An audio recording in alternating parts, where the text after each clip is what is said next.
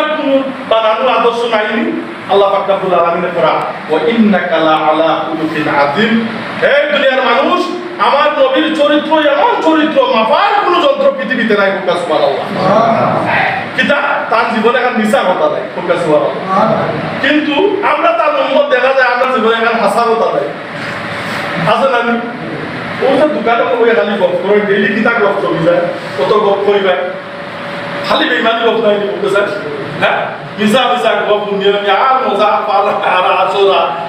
আল্লাহ রাসূল বলেছেন বাজার হইছে সবচেয়ে নিকৃষ্ট জায়গা। যে নামাজ আদায় হইছে নামাজ পড়ে না, মিছা কথা কই, এর লাগে আল্লাহ রাসূল বলেছেন এটা নিকৃষ্ট জায়গা। আর উৎকৃষ্ট উত্তম জায়গা হইল মসজিদ।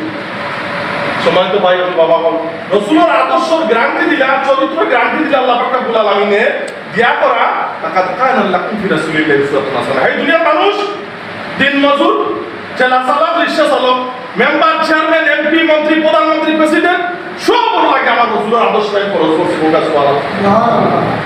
ওমা আতাকুমুর রাসূলু ফাখুযু ওমা নাহাকুম আনহু ফান্তাকু।